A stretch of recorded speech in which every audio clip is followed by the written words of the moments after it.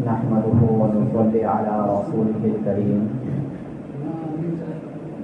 أما بعد فأعوذ بالله من الشيطان الرجيم بسم الله الرحمن الرحيم ومن يبتغي غير الإسلام دينا فلن يقبل منه وهو في الآخرة من الخاسرين صدق الله العظيم۔ سامعین محترم اور معزز ساتھیوں، دنیا میں ہر انسان یہ چاہتا ہے کہ اس کی عزت محفوظ رہے، اس کا مال محفوظ رہے، اس کا جان محفوظ رہے، نسل محفوظ رہے اور عقل محفوظ رہے، کیونکہ ان چیزوں کے محفوظ رہے بغیر دنیا میں سکون اور امن آپ کو نہیں مل سکتا ہے۔ لیکن ان چیزوں کی حفاظت اس دنیا میں اسلام کے علاوہ کہیں بھی موجود ہی نہیں ہے، اور ایسا کوئی قانون اور ایسی کوئی کتاب آج تک دنیا میں آئی نہیں اسلام کے علاوہ، قرآن کے علاوہ، کہ جس میں ان تمام چیزوں کی حفاظت کی مکمل ذمہ داری لی گئی ہو۔ اور اس کی وجہ ہے کیونکہ قرآن کے علاوہ جتنی بھی کتابوں میں قوانین بیان ہوتے ہیں وہ انسانوں کا بنایا ہوا ہوتا ہے، انسان ان قوانین کو بناتے ہیں، لیکن اللہ تعالیٰ نے جو قانون ہمیں اور آپ کو دیا ہے قرآن کی روشنی میں، وہ قانون اس دنیا کو پیدا کرنے والے کی طرف سے ہے، جنہیں پورا مکمل علم ہے کہ انسان کو کون سا قانون اس کے لیے زیادہ مفید ہے اور کون سا قانون اس کے لیے نقصان دہ ہے۔ نمبر 2، اسلام میں جتنے بھی قوانین بیان کیے گئے وہ سارے قوانین فطری ہے۔ فطری کا مطلب یہ ہوتا ہے کہ انسان بھی یہ چاہتا ہے کہ یہ قانون ہو تاکہ ہماری مکمل حفاظت ہو۔ نمبر 3، قرآن میں جتنے بھی قوانین بیان کیے گئے ہیں وہ سارے قوانین متوازن ہیں، برابر ہیں۔ ایسا نہیں ہے کہ کسی چیز کا حکم دیا گیا اس کے کرنے میں آپ کو مشکل آ رہی ہے، آسان بنا کر کے ہمیں دیا گیا، بیلنس رکھا گیا ہر قانون کے اندر۔ آپ کی صحت کا بھی خیال کیا گیا، آپ کی معیشت کا بھی خیال کیا گیا، آپ کے نیند کا بھی خیال کیا گیا، اور اس کے بعد پھر ایک قانون اللہ تعالیٰ نے ہمیں اور آپ کو دیا۔ ایسا نہیں ہے کہ اللہ نے کہا کہ سونا بھی نہیں ہے، رات بھر عبادت کرو، دن بھر عبادت کرو، کام بھی نہیں کرنا ہے، نہیں، ساری چیزوں کا خیال کرتے ہوئے قانون اللہ تعالیٰ نے ہمیں اور آپ کو دیا۔ اور قرآن کا جو قانون ہے وہ پورے عالم کے لیے برابر ہے۔ ایسا نہیں ہے کہ اگر 1400 سال پہلے جو قانون بیان کیا گیا قرآن میں وہ صرف مکہ کے لیے، مدینہ کے لیے، پورے عرب کے لیے تھا اور ان لوگوں کے لیے کرنا آسان، ہمارے لیے کرنا مشکل، ایسی کوئی بات نہیں ہے۔ یہ قانون دنیا کے کسی بھی کونے میں کوئی بھی آدمی ہو، اگر اس قانون پر عمل کرے گا تو اسے وہی فائدہ ہوگا جو فائدہ آج سے 1400 سال پہلے مسلمانوں کو عرب میں رہتے ہوئے ہوا۔ لیکن اس کے علاوہ جتنے بھی قوانین بنائے جاتے ہیں دنیا کے اندر وہ یا تو کسی ملک کے لیے ہوتا ہے، کسی علاقے کے لیے ہوتا ہے، وہاں کے لوگوں کو دیکھ کر بنایا جاتا ہے، اس قانون کو آپ پوری دنیا پر نہیں تھوپ سکتے ہیں۔ اور قانون بنتے بھی ہیں تو اس کے اندر آپ کے ہر چیز کی حفاظت کی مکمل ذمہ داری نہیں لی جاتی ہے۔ ایسا بھی ہوتا ہے کہ ان کے قانون میں چند لوگوں کا فائدہ ہو لیکن زیادہ تر لوگوں کا نقصان ہو رہا ہوگا۔ آج کل بہت سے قوانین ایسے بنتے ہیں، لیکن اسلام نے چند چیزوں کی مکمل حفاظت کی ذمہ داری لی۔ چنانچہ سب سے پہلے دین کی حفاظت اسلام نے سب سے زیادہ کی ہے۔ قرآن نے جو دین پیش کیا جس کو ہم عرب اسلام کہتے ہیں، اسلام یہ پوری دنیا میں کیسے برقرار رہے، اور قیامت تک برقرار رہے، اس کے لیے قرآن نے کچھ قوانین بنائے۔ وہ قانون بھی بنائے کہ جس سے اسلام کو اور مضبوطی ملے گی، اور وہ قوانین بھی بنائے کہ جس کی وجہ سے اسلام کو کوئی نقصان نہ پہنچے۔ دونوں طرف سے قوانین بنائے گئے۔ اب دیکھیں، جس کی وجہ سے اسلام کو مضبوطی ملے، چنانچہ قرآن نے نماز کا حکم دیا، زکوٰۃ کا حکم دیا، روزے کا حکم دیا، حج کا حکم دیا، اور اس کے علاوہ بے شمار عبادتوں کا حکم دیا۔ عبادتوں کو کرنا یہ اصل میں اسلام کی حفاظت ہے۔ جب تک ہم ان عبادتوں پر قائم رہیں گے، اسلام دنیا میں زندہ رہے گا۔ تو جن قوانین سے اسلام کی حفاظت ہو رہی تھی، اس کے کرنے کو لازم قرار دیا گیا، فرض قرار دیا گیا۔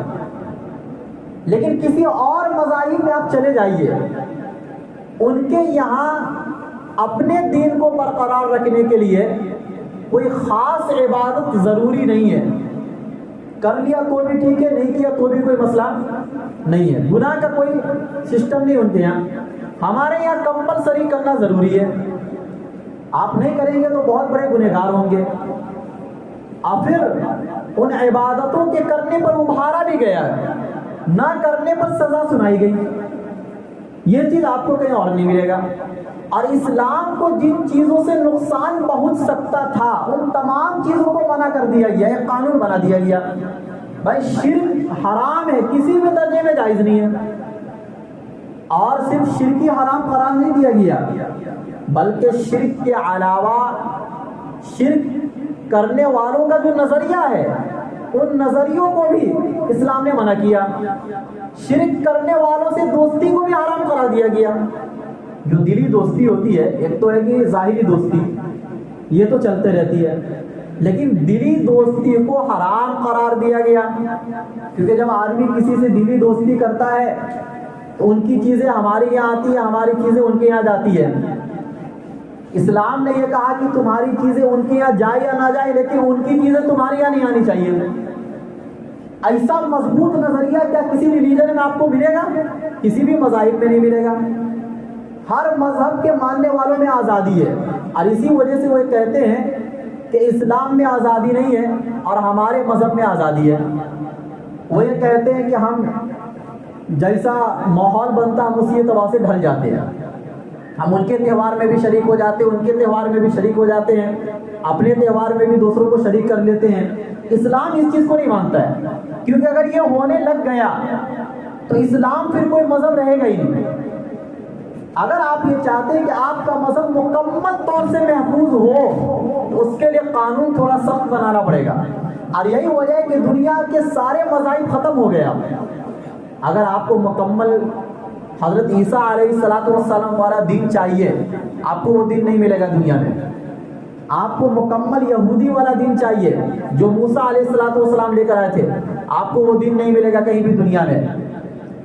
اور اس کے علاوہ بھی جو بہت سے مذاہب ہیں دنیا میں، آپ ان کے پاس جائیے اور ان سے یہ کہیے کہ آپ بچے کی پیدائش سے لے کر اس کے مرنے تک وہ انسان زندگی کیسے گزارے گا، آپ اپنے مذہب سے نکال کے دکھائیے۔ آپ کی کتابوں میں کیا لکھا ہوا ہے؟ نہیں ملے گا ان کی کتابوں میں، چونکہ ان میں ڈھیلا پن تھا۔ اپنے مذہب کی حفاظت کرنے کے تعلق سے ان میں بیداری نہیں تھی جتنی بیداری مسلمانوں میں، اور مسلمانوں میں بیداری اسی وجہ سے کہ قانون سخت بنا دیا گیا۔ قانون ایسا بنا دیا گیا کہ آدمی 10 لوگوں کے سامنے غیر اسلام والا کام کرنے میں شرماتا ہے۔ کبھی اگر جہالت میں ہو بھی جائے کسی سے اور آپ اس کو متنبع کریں گے، فوراً وہ توبہ کرے گا۔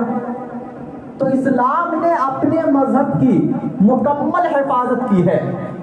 اس کو جو اسلام کو جو چیز طاقت دے رہی تھی وہ قانون بھی اسلام نے بنایا، اور جو چیزیں اسلام کو نقصان پہنچا سکتی تھی ان تمام چیزوں کو مکمل حرام قرار دے دیا گیا۔ یہ ہے ہمارے مذہب کی حفاظت کہ بہترین طریقے سے قرآن اپنے مذہب کی حفاظت کرتا ہے۔ پہلی چیز تو یہ. اب مذہب کی حفاظت کیے بغیر انسان میں امن و امان اور سکون اور چین نہیں آ سکتا ہے، کیونکہ ہر انسان کی فطرت میں اللہ تعالیٰ نے کسی نہ کسی قانون کو ماننے کا جذبہ رکھا ہے. قانون مانے بغیر تو دنیا میں آدمی زندگی نہیں گزار سکتا نا، یا تو وہ اپنے ملک کا قانون مانے، یا اسلام کا قانون مانے، یا اپنے مذہب کا قانون مانے.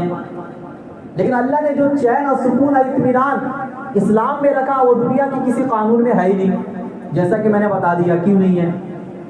نمبر 2، اسلام آپ کے جان کی مکمل حفاظت کرتا ہے. اگر کسی ملک میں اسلامی قانون ہو، وہاں صدیاں گزر جائے گی، کسی انسان کے قتل کی خبر بھی آپ نہیں سنیں گے، اخبار تک میں ایسی خبریں چھپے گی نہیں، کئی سال گزر جائیں گے، ایک آدھ واقعہ ہو جائے گا ایک مرتبہ، لیکن اس کے بعد پھر وہ واقعہ نہیں ہوگا. اس کی وجہ کیا ہے؟ آپ کے جان کی کتنی حفاظت کی ہے اسلام نے. اسلام نے قانون لگا دیا کہ ایک آدمی نے کسی دوسرے کی جان بوجھ کر اگر جان لے لی تو اس کے بدلے اسے بھی قتل کیا جائے گا. اتنا سخت قانون اسی لیے بیان کیا گیا ہے تاکہ ہر انسان کے جان کی حفاظت رہے. کوئی یہ سوال نہ کرے کہ بھائی ایک کا تو قتل ہوا، اس کے بدلے آپ دوسرے کو قتل کر رہے تو آپ تو قتل کا دروازہ کھول رہے ہیں. لیکن اسلام یہ کہتا ہے کہ قتل کا دروازہ کھولا نہیں جا رہا بلکہ بند کیا جا رہا ہے. کیونکہ جب ایک مرتبہ اس قانون پر آپ عمل کر لیں گے پھر اس کے بعد یہ جرات دنیا میں کوئی بھی نہیں کرے گا پھر. اور قرآن کریم کے اندر جتنی سخت سزا کسی انسان کے قتل پر بیان کی گئی ہے، اتنی سخت سزا کسی بھی جرم پر، کسی بھی گناہ پر نہیں بیان کیا گیا ہے. آپ دیکھیے قرآن کے الفاظ 5واں پارہ کھولیے، وَمَن يَقْتُلْ مُؤْمِنًا مُتَعَمِّدًا، اگر کوئی کسی مومن کو جان بوجھ کر قتل کرے گا فَجَزَاؤُهُ جَهَنَّمُ خَالِدًا فِيهَا، تو اس کا بدلہ جہنم میں ہمیشہ ہمیشہ رہنا ہے. یہاں پر یہ سوال ہوتا ہے، دیکھو کسی بھی گناہ کے کرنے پر قرآن نے یہ نہیں کہا شرک کے علاوہ کہ یہ بندہ جہنم میں ہمیشہ ہمیشہ رہے گا، لیکن کسی انسان کے قتل کرنے کو قرآن نے یہ کہا ہے خالداً فیہا، یہ جہنم میں ہمیشہ رہے گا.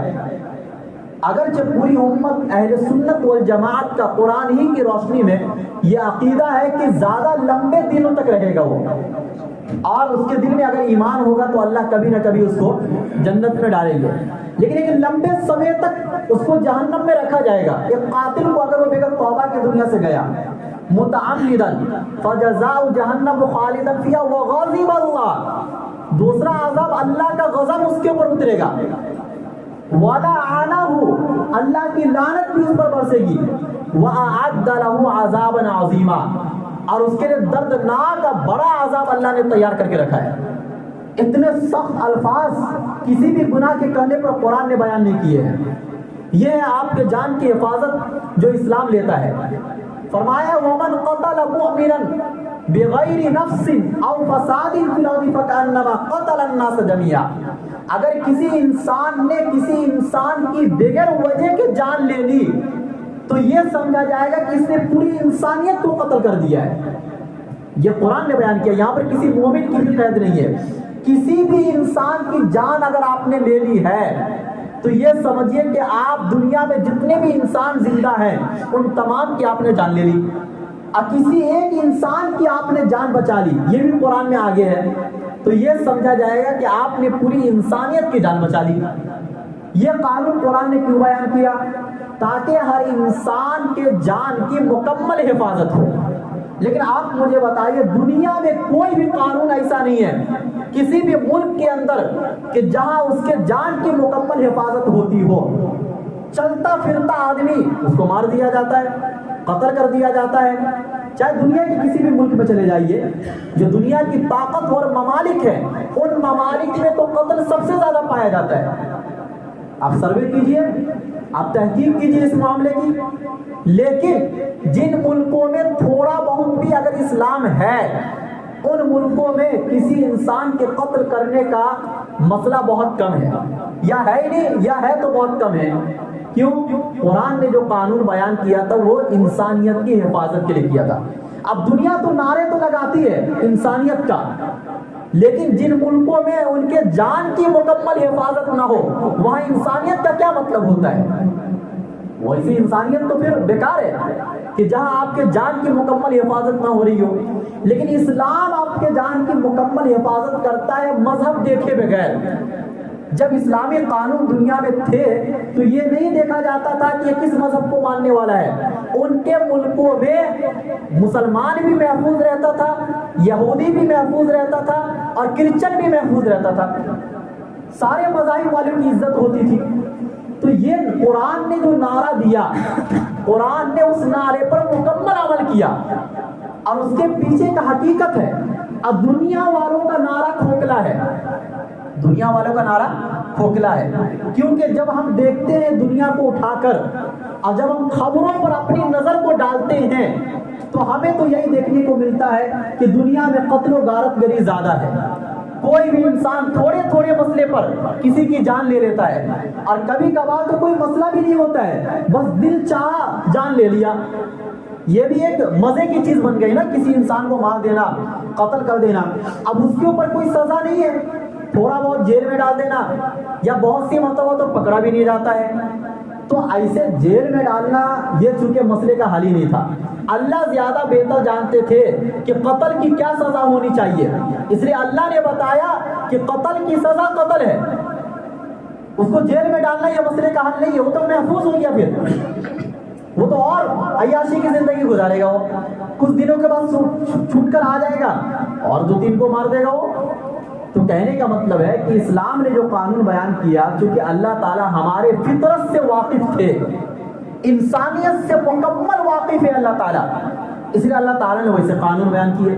تو دوسرے نمبر پر اسلام آپ کے جان کی مکمل حفاظت کرتا ہے، اور یہ حفاظت اسلام کے علاوہ نہ دنیا کے کسی قانون میں ملے گا، نہ دنیا کے کسی مذاہب میں ملے گا۔ اسلام کو صرف بدنام کیا گیا ہے، لیکن تاریخ کے پڑھنے والے لوگ جانتے ہیں کہ جہاں کہیں بھی اسلامک ملک تھا یا اسلامی قانون نافذ تھا وہاں قتل و غارت گری کا بازار گرم نہیں ہوا ہے، یہ صرف پھیلایا گیا، چونکہ طاقت ان کے ہاتھ میں ہے، آج کے زمانے میں میڈیا ان کے ہاتھ میں ہے، وہ جس طریقے سے چاہتے ہیں باتوں کو گھما دیتے ہیں۔ تیسرے نمبر پر حفظ العقل، آپ کے عقل کی حفاظت اسلام مکمل کرتا ہے۔ دنیا میں کسی بھی مذہب کے پاس یہ قانون نہیں ہے آپ کے عقل کی حفاظت کے لیے۔ وہ کیسے؟ دیکھیے، عقل اللہ تعالیٰ نے دی، دماغ ہمیں اللہ تعالیٰ نے دیا، تو اللہ تعالیٰ نے کیوں دیا دماغ؟ اللہ تعالیٰ نے یہ دماغ اور عقل اس لیے دی کہ تاکہ بندہ کائنات میں غور و فکر کر کے اللہ کو پہچان سکے۔ اگر یہ مقصد نہ ہوتا تو اللہ تعالیٰ انسانوں کے دماغ کو بھی جانور جیسا بنا دیتا۔ جیسے جانور کو صرف کھانے پینے کی عقل ہوتی ہے، اس سے زیادہ کی عقل نہیں ہوتی ہے، اور وہ اپنا کام اسی سے بنا لیتے ہیں۔ اللہ تعالیٰ انسانوں کو بھی اتنی عقل دیتے ہیں، اس کے علاوہ نہیں دیتے، لیکن انسانوں کو چونکہ اللہ نے مکلف بنایا، آزمائش کے لیے بھیجا اور اپنی معرفت کے لیے بھیجا، اور معرفت اللہ تعالیٰ کی پہچان عقل کے بغیر نہیں ہو سکتی تھی۔ آپ کے ذہن کو موڑا اللہ تعالیٰ نے صحیح رخ کی طرف، لیکن کسی اور قانون میں یا کسی اور مذاہب کے اندر اللہ کی پہچان کا تصور ہے ہی نہیں۔ اب دیکھیں، شراب سے آپ کی عقل کو نقصان پہنچتا ہے، شراب کو حرام قرار دیا گیا، لیکن کیا دنیا کے کسی بھی قانون میں شراب حرام ہے؟ بلکہ وہاں تو آفر دیے جاتے ہیں، اور سب سے زیادہ شرابیں بکتی ہیں ان کے تہواروں میں، ان کے عیدوں میں، لیکن مسلمان شراب نہیں پیے گا، جو پکا سچا مسلمان ہوگا، نہ تہوار میں پیے گا نہ کسی خوشی کے موقع پر، اور ان کے یہاں جتنے بھی خوشی کے مواقع ہیں وہ شراب کے بغیر خوشی کے مواقع منا ہی نہیں سکتے ہیں، ہو ہی نہیں سکتا ہے۔ آپ دنیا کا جائزہ لے لیجئے، لیکن شراب پینے سے عقل خراب ہوتی ہے، یہ بات طے ہے، یہ دنیا مانتی ہے۔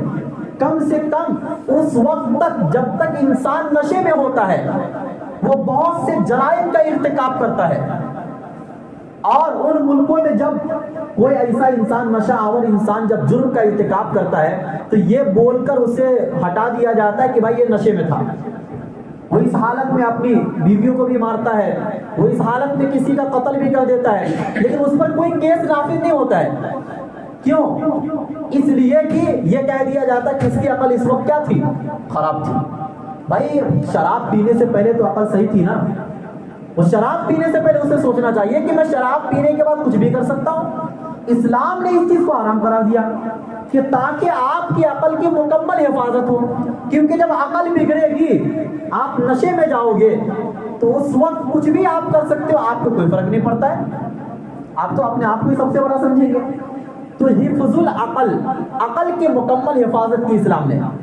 نمبر 4، حفظ العرض، آپ کے عزت اور آبرو کی مکمل حفاظت اسلام کرتا ہے۔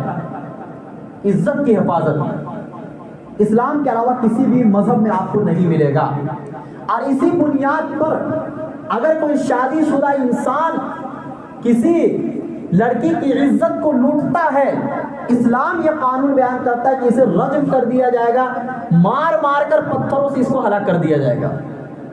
ایسی سزا اگر ملک میں ایک مرتبہ کسی کو دے دی جائے تو دوبارہ یہ گناہ ہوگا ہی نہیں اس ملک کے اندر۔ یعنی ایک بیچ میدان میں قرآن جو بیان کرتا ہے کہ بیچ میدان میں، اور ایسا بھی نہیں کہ بند کمروں میں یہ کام ہوگا، بیچ میدان میں لا کر پوری پبلک کے سامنے پتھروں سے مار مار کر اسے ہلاک کیا جائے گا، اور جب تک اسے پتھروں سے مارا جائے گا اس وقت تک کسی کے دل میں رحم بھی نہیں آنا چاہیے۔ رحم سے مراد یہ ہے کہ آپ کو رحم آیا اور آپ نے یہ سزا ختم کر دی۔ اللہ کے حدود میں آپ کے رحم آنے یا نہ آنے کا کوئی اعتبار نہیں ہے جب اللہ کے حدود کو قائم کیا جا رہا ہو۔ ایسے حدود نبی صلی اللہ علیہ وسلم نے بھی دیے ہیں، حالانکہ نبی صلی اللہ علیہ وسلم رحمت للعالمین تھے۔ تو اور اگر کوئی غیر شادی شدہ ہے اور وہ ایسی حرکتیں کرتا، اسے 100 کوڑے مارے جائیں گے، اگرچہ وہ 100 کوڑے میں اس کی جان جائے یا نہ جائے اس سے کوئی فرق نہیں پڑتا ہے، لیکن مارے جائیں گے۔ اور اس سے بھی بڑھ کر اگر کوئی پاک دامن عورت ہے اور ایک انسان اٹھا اور اس نے اس کے اوپر زنا کی تہمت لگا دی، اور اس نے 4 گواہوں کے ذریعے سے اپنے اس مدعا کو، دعوے کو ثابت نہیں کر پایا، تو تہمت لگانے والے پر 80 کوڑے مارے جائیں گے، اگرچہ وہ تہمت صحیح لگایا تھا۔ اگرچہ کیوں ایسا؟ تاکہ کسی کی بہن اور بیٹیوں کی عزت محفوظ رہے، کوئی بھی انسان اٹھے چھوٹے کسی پر الزام لگاتا نہ پھرے، کیونکہ ہر انسان اگر اپنی نظر پر ہی اعتماد کرتے ہوئے الزام لگانا شروع کر دیا تو ظاہر سی بات ہے پھر کسی کی بھی عزت محفوظ نہیں رہے گی۔ اور 4 گواہوں کو لانا یہ کوئی آسان کام نہیں ہے، اسلام نے اس پر روک لگا دی تاکہ یہ بات دنیا میں پھیلے ہی نہ، معاشرے میں پھیلے ہی نہ کسی کے بارے میں۔ یہ آپ کی عزت کی اتنی حفاظت اسلام کرتا ہے۔ اسلام کے علاوہ جو دوسرے مذاہب ہے یا دوسرے قوانین، اس میں تو پردہ اور حیا کوئی چیز ہی نہیں ہے، تو پھر یہ سب قانون بنانے کا کوئی مطلب ہی نہیں ہے۔ اگر آپ پردے پر عمل نہیں کرتے ہیں، آپ میں حیا نہیں ہے، تو پھر زنا پر اگر سزا آپ نافذ کریں گے تو یہ انسانیت کو ظلم ہے۔ پھر اسلام نے پہلے ان تمام دروازوں کو بند کیا ہے جن دروازوں سے انسان زنا تک پہنچ سکتا تھا، تب پھر قانون لگایا۔ قانون پہلے نہیں لگا دیا کہ پہلے قانون لگا دیا جائے اور اس کے بعد دروازوں کو کھول دیا آپ نے۔ دنیا نے آج یہی کیا، بے حیائی کے سارے دروازوں کو آپ نے کھول دیا، زنا کے سارے دروازوں کو آپ نے کھول دیا، تو آپ بتائیے کسی کی عزت محفوظ رہے گی؟ بالکل نہیں رہے گی۔ لیکن اسلام آپ کی عزت کی حفاظت کی ذمہ داری مکمل لیتا ہے، اور یہ سارے قوانین کو قرآن میں بیان کیا گیا۔ نظروں کی حفاظت کی گئی کہ اپنی نظروں کو نیچے جھکا کر چلو، پردے کا مکمل خیال کیا گیا، مرد عورت کے الگ الگ قانون بنائے گئے، دونوں کے لباس الگ الگ بنائے گئے، دونوں کے ملنے جلنے کو حرام قرار دیا گیا۔ جن ملکوں میں ان تمام چیزوں پر عمل ہوگا، بتائیے وہاں کسی بھی عورت کی عزت بیکار جائے گی؟ بلکہ محفوظ رہے گی اور وہ اپنے آپ کو سکون میں سمجھے گی۔ لیکن دنیا نے ان تمام چیزوں کو ختم کر دیا اور نعرے لگاتے ہیں کہ ہم تہذیب یافتہ ہیں، ہم عورتوں کے حقوق کی باتیں کرتے ہیں، لیکن ان کے ملکوں میں ایک بھی عورت محفوظ نہیں ہے۔ غربت سب سے زیادہ ان کے ملکوں میں عورتوں میں ہے، مرد امیر ہے، سب سے زیادہ عیاشی میں ان کے ملکوں میں مرد ہوتے ہیں، عورت بالکل بھی عیاشی میں نہیں ہوتی ہے۔ ان کی زندگی کو آپ پڑھیے اور آپ سمجھیے، یا جو ان ملکوں میں رہتے ہیں آپ ان سے ان کے حالات پوچھیے، عورتوں کی زندگی کتوں سے بھی بدتر ہے۔ اتنی بدترین زندگی وہ لوگ گزارتے ہیں، غلامی کی زندگی جس کو کہہ لیجیے، مردوں کے غلام اگر وہ عورتیں نہیں بنیں گی تو ان ملکوں میں رہنا ان کا مشکل ہے، پھر ان کو یہی کہا جائے گا کہ آپ دوسرے ملکوں میں چلے جائیں۔ تو غلامی کی زندگی تک لا کے رکھ دیا ان لوگوں نے آزادی کے نام پر۔ کس کے نام پر؟ آزادی کے نام پر۔ نعرہ آزادی کا لگا، لیکن اس آزادی کے نعرے کے پیچھے کوئی حقیقت نہیں تھی، یہ کھوکھلا نعرہ تھا۔ اسلام بھی آزادی کی بات کرتا ہے، اور اسلام بھی یہ کہتا ہے کہ ہم عورتوں کو آزادی دیتے ہیں، لیکن اسلام کی آزادی انصاف پر مبنی ہے، اس میں مکمل انصاف ہے، اور عورتوں کے اندر جو فطرت کو اللہ نے چھپا کے رکھا تھا ان تمام فطرت کا مکمل خیال کیا گیا، اور اس کے بعد یہ قانون دیا گیا۔ اسی طریقے سے اسلام آپ کے مال کی مکمل حفاظت کرتا ہے، چنانچہ چوری کو حرام قرار دیا گیا، ڈکیتی کو حرام قرار دیا گیا، اور اس کے اوپر بہت بڑی سزا کا اعلان کیا گیا۔ کوئی چوری کرے گا اس کا ہاتھ کاٹ دیا جائے گا، کوئی چھوٹی موٹی سزا ہے یہ۔ کوئی اگر ڈکیتی کرتا ہے، کھلے عام آپ کے مال کو لوٹتا ہے، ان تمام لوگوں کو یا تو سولی پر چڑھا دیا جائے گا، یا قتل کر دیا جائے گا، یا ایک طرف سے ایک ہاتھ کو کاٹ دیا جائے گا، دوسری طرف سے ایک پیر کو کاٹ دیا جائے گا۔ اتنی سخت سزا اسلام نے بیان کی۔ کیا ان ملکوں میں چوری ہو سکتی ہے؟ پھر آپ اپنے مال کو جیب میں بہت آسانی سے رکھ کر ایک ملک سے دوسرے ملک چلے جائیں گے، ایک شہر سے دوسرے شہر چلے جائیں گے، لیکن آپ کے مال پر کوئی نظر اٹھا کر نہیں دیکھے گا۔ لیکن کیا دنیا میں آج ایسا ہے؟ آپ 1 لاکھ روپے لے کے چلیے، بینک سے نکالیے، 10 لوگ آپ کے جیب پر نظر رکھیں گے، تھوڑا سا کسی کو پتہ چل گیا کہ بھائی اس کے پاس پیسہ زیادہ ہے، کل کو آپ کے گھر میں چوری ہو جائے گی۔ یہ ساری چیزیں آپ دنیا میں اور دنیا کے ترقی یافتہ ممالک میں بھی چوری ہوتی ہے۔ آپ بالکل اس غلط فہمی میں مت رہیے کہ چوری ہمارے ملکوں میں ہو رہی ہے، یورپ امریکہ میں نہیں ہوتی ہے، ہم سے زیادہ ہوتی ہے چوری۔ تو کہنے کا مطلب یہ ہے کہ اسلام آپ کے مال کی مکمل حفاظت کرتا ہے، اسی طرح اسلام آپ کے نسل کی حفاظت کرتا ہے۔ چنانچہ اسلام نے نکاح کو جائز قرار دیا گیا اور زنا کو ناجائز قرار دیا، کیونکہ زنا سے آپ کی نسل برباد ہوتی ہے، اس کو حرام قرار دیا۔ لیکن کیا دنیا کے کسی بھی اور قانون میں یہ چیز ہے؟ وہ اپنے شوہر سے بھی اپنا رشتہ قائم رکھ سکتی ہے، اور شوہر کے علاوہ دوسروں سے بھی اپنا رشتہ قائم رکھ سکتی ہے۔ یہ تو ان ملکوں کی عدالتوں نے فیصلے دیے ہیں۔ جب مسئلہ یہ ہو جائے گا تو نسل تو محفوظ نہیں رہے گی نا۔ یہی وجہ ہے کہ بچوں سے ان کو نفرت ہو گئی، اور جب بچوں سے نفرت ہوئی تو نسلیں ختم ہو گئی۔